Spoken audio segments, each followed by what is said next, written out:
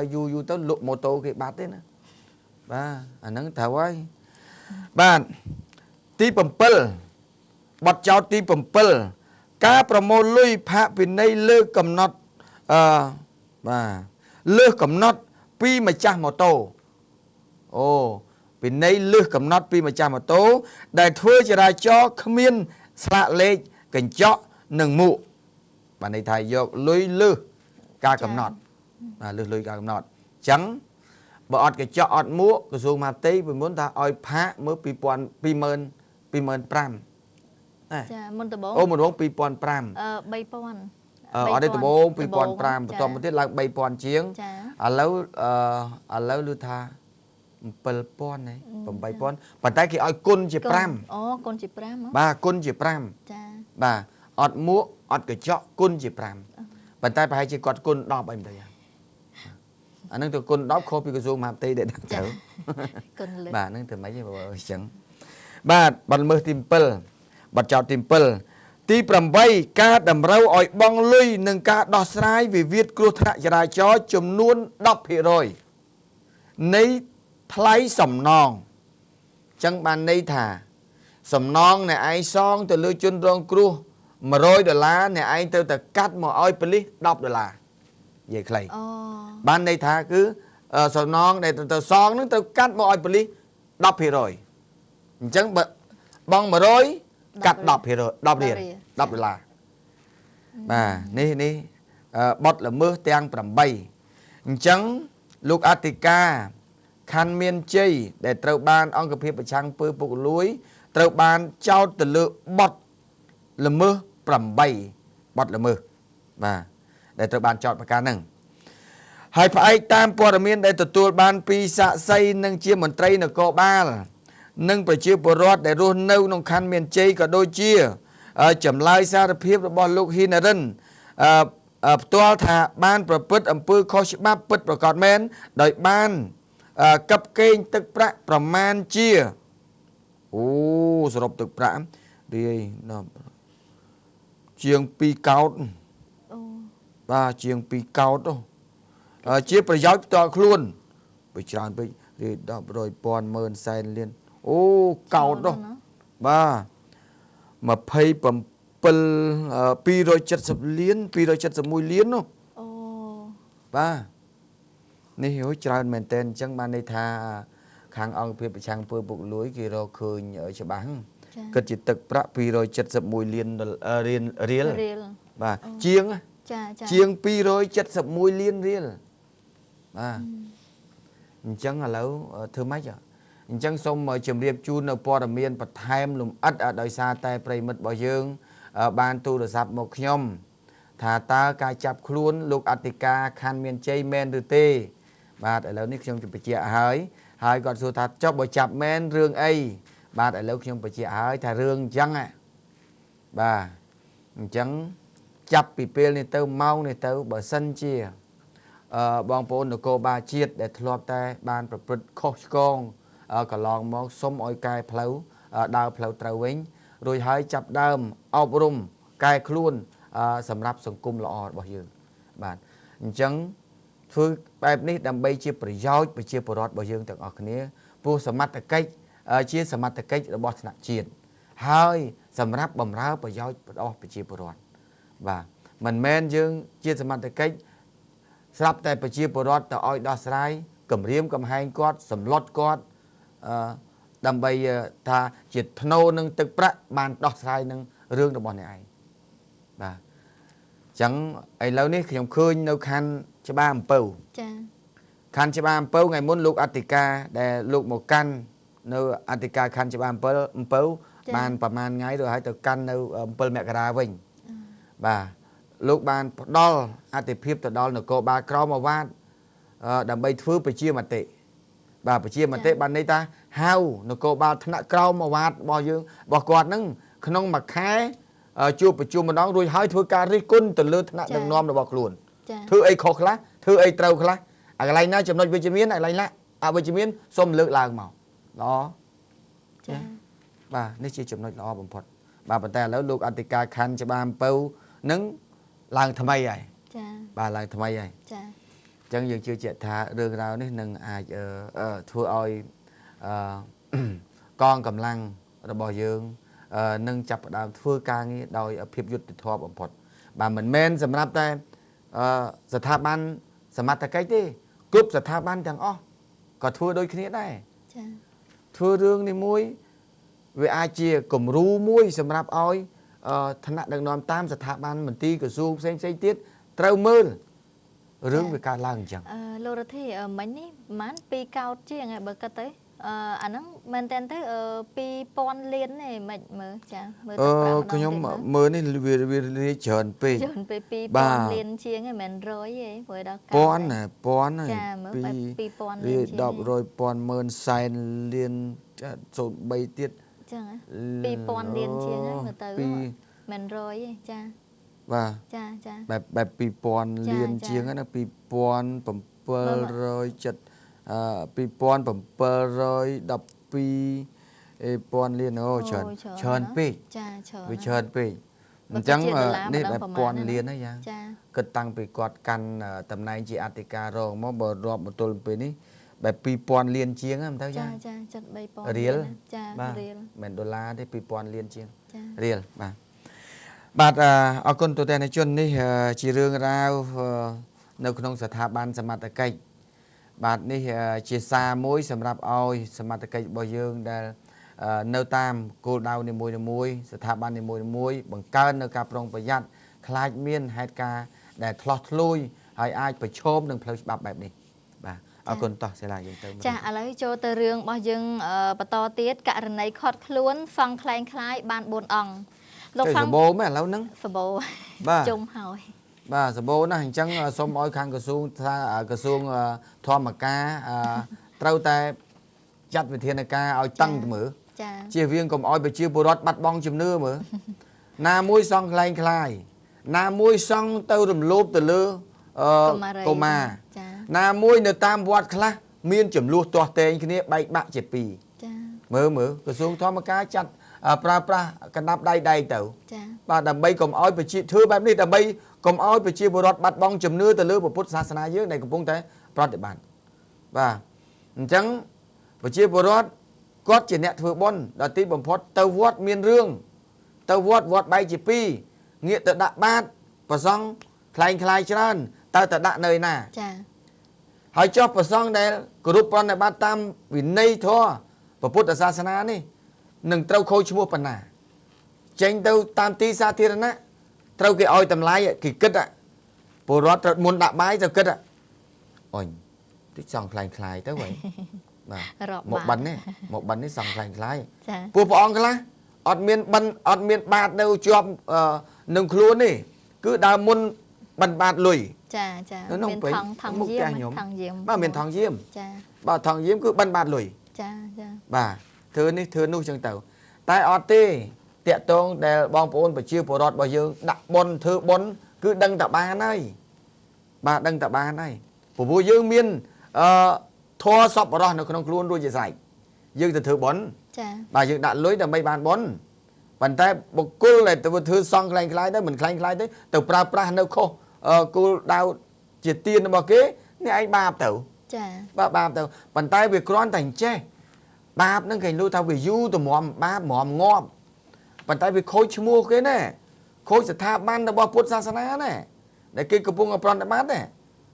បាទហ្នឹងសូមលឹកឡើងតិចតោះតែមើលរឿងហ្នឹងវាមិនចាលោកសង្ឃខ្លែងខ្លាយចំនួន4អង្គព្រឹកឡើងស្លៀកស្បង់ជីវរនិមន្តបិណ្ឌបាតយប់ឡើងពាក់មួកចាព្រឹកស្លៀកស្បង់ជីវរយប់ឡើងវិញគឺពាក់មួកជិះម៉ូតូដើរផឹកស៊ីត្រូវសមត្ថកិច្ចខាត់ធ្វើការឆែកឆេរឆ្ងល់ដោយសារតែសង្ឃខ្លែងខ្លាយហ្វុតតែក្បាលត្រងោទាំង4នាក់បានគាត់ជិះម៉ូតូហ្វុតតែក្បាលត្រងោចុះមិនកោដាក់ស្បង់មិនគេជឿហេតុការណ៍នេះបានកើតឡើងនៅម៉ោង 9:30 នាទីយប់ថ្ងៃទី 1 ខែតុលានៅមុខផ្ទះជួលភូមិប្រប្រកខាងជើងសង្កាត់កាកាមប្រភពព័ត៌មានពីប្រជាពលរដ្ឋនៅជិតកន្លែងកាត់ហេតុបានដឹងថាសង្ឃខ្លែងខ្លាយដុសស្នឹមខាងលើនេះបានមកជួលផ្ទះស្នាក់នៅរាប់ 10 ខែរាប់ឆ្នាំមកហើយហើយក្នុងនោះមានហ្វង់ខ្លែងខ្លាយ4នាក់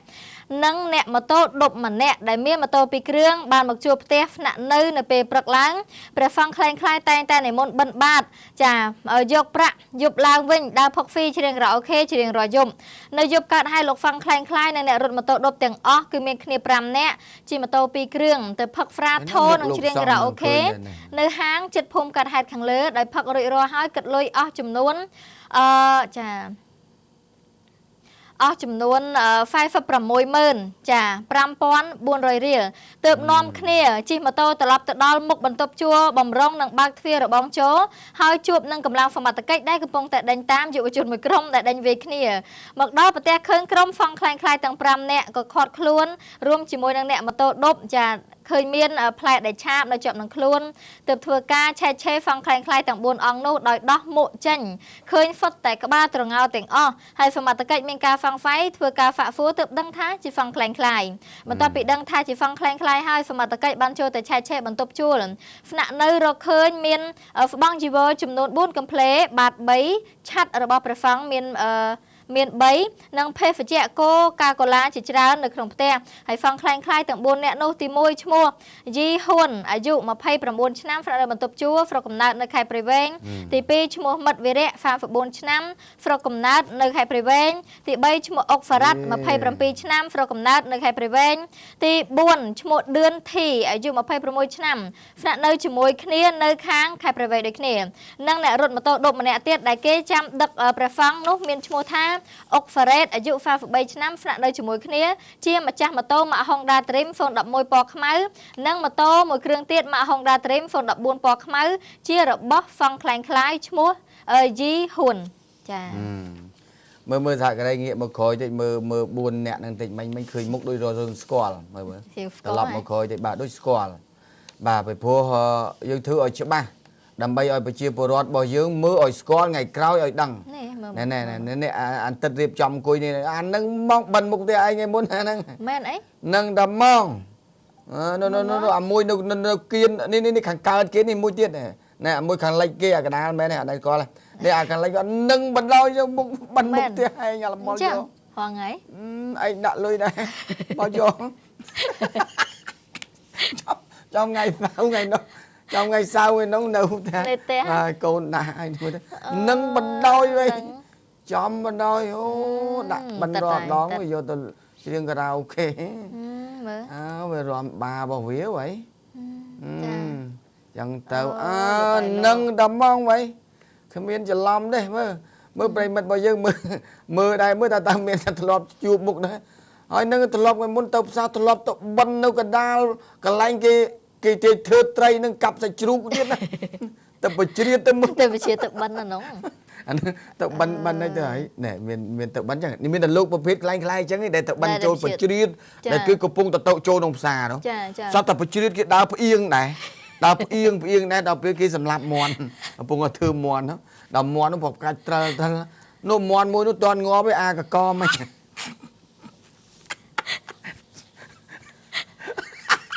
chân lắm nó chốn lắm tự bần là một cái vùng lạp món có bò có một nó vừa nó bạc canh nhớ mà muối nó toàn ngon với nó bạc canh trâu hả thật nó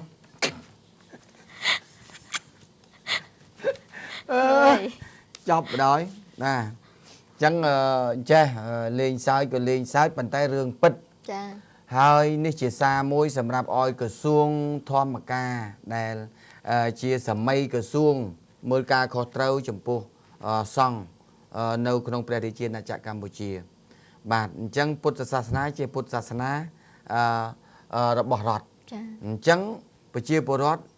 គាត់មានសិទ្ធិគោរពសាសនាតាមអ្វីដែលគាត់មានជំនឿចុះបើឥឡូវបើលេងពួយតែអញ្ចឹងទៅហើយតើប្រជាពលរដ្ឋមានជំនឿអីបាទនេះបុគ្គលមួយចំនួនតូចដែលធ្វើឲ្យខូចផលធំបាទផលតូចមែនប៉ុន្តែវាធ្វើឲ្យខូចផលធំអញ្ចឹងថាតើត្រូវធ្វើដាក់ទោសទណ្ឌខ្លាំងយ៉ាងម៉េចនេះបំផ្លាញសាសនាអត់មានអ្នកឯងទោសទណ្ឌទៅអប់រំរួចខ្លួនទេចាបាទទៅលុយតែអានឹងមិនបត់អក្រិតណាមិនទៅលួចប្លន់ណាណែខូចកិត្តិយសពុទ្ធសាសនាណាគេគោរព ប្រជាពលរដ្ឋទូទាំងប្រទេសគោរពប្រណិប័តចុះអ្នកធ្វើឲ្យខូចទៅហើយកិត្តិយសគេឈ្មោះរបស់ពុទ្ធសាសនាទៅណាអ្នកឯងនឹងធ្វើឲ្យសាបរលាបនៃសាសនាអញ្ចឹងទូទាត់អ្នកឯងទៅមានអញ្ចឹងចាបាទអញ្ចឹងទី1សំណាច់សង្ឃព្រះអង្គក៏ត្រូវតែរកវិធានការជំនុំសង្ឃប្រជុំជាមួយនឹងក្រសួងធម្មការថាចាត់វិធានការយ៉ាងម៉េចចំពោះសង្ឃដែលមុនបិណ្ឌបាតដោយមានអីជាសម្គាល់បាទកន្លងមកធ្លាប់មានអ្នកផ្ដល់យោបល់ថាដើម្បីឲ្យដឹងថាសង្ឃនឹងមិនមែនជាសង្ឃคล้ายៗទេសូមឲ្យនិមន្តបិណ្ឌបាតពាក់កាតចាបាទដើម្បីសម្គាល់បាទចុះឃើញលោថាកាតហ្នឹងកាតគេធ្វើคล้ายៗដែរទៅធ្វើម៉េចទៅហើយតាមពិតទៅប្រជាពលរដ្ឋដែលអ្នកធ្វើបុណ្យនេះគាត់មិនខ្វល់ទេចាបាទមិនខ្វល់រឿងថាคล้ายៗហ្នឹងអូបងក្រហមមកហើយធ្វើបុណ្យកូនដាក់កូន1000 2000នេះដាក់ទៅអញ្ចឹងបានគេនិយាយលេងចេះនិយាយលេងទេធំទោះតាមពិតនិយាយលេងនៅពេលដែលប្រសង់មុនបិណ្ឌបាតទៅផ្ទះមួយចាដល់ផ្ទះមួយនឹងហើយស្រាប់តែប្រសង់អង្គនឹងតែអង្គឯคล้ายៗណាមិនមែនរឿងប្រសង់ពិតទេគាត់คล้ายៗទៅដល់មុខផ្ទះហ្នឹងស្រាប់តែលោកយាយគាត់អង្គុយនៅមុខផ្ទះចាអង្គុយនៅមុខផ្ទះយាយគាត់ពីការភ្នែកមើលអត់ឃើញចានៅអង្គុយលើកៅអីចឹងកូននៅធ្វើម្ហូបអាហារនៅផ្ទះបាយយ៉ាងក្រោយដល់ពេលមិនព្រះអង្គអានទឹកហ្នឹងចាវាទៅដាក់វាបដ ாய் ព្រោះមិនលោកផងបាទមិនលោកផងទៅធ្វើទ្រង់ដោយលោកចឹងនៅនឹងហើយអត់ដឹងថាលោកយាយហ្នឹងគាត់ពីការភ្នែកមើលអត់ឃើញចាដល់ចាំយូរពេកនៅហ្នឹងគិតក្នុងចិត្តឲ្យខ្លួនឯងគិតក្នុងចិត្តថាទេយាយនេះមិនអ្វីអត់ចេះធ្វើបុណ្យនេះអីដាក់ក៏មិនប្រាប់មិនដាក់ក៏មិនប្រាប់នៅស្ងៀមស្រាប់តែលេងពួយលោកដល់ពេលចឹងទឹកហ្នឹងវាខឹងទប់មិនបានត្រំជើងហ្មងត្រំ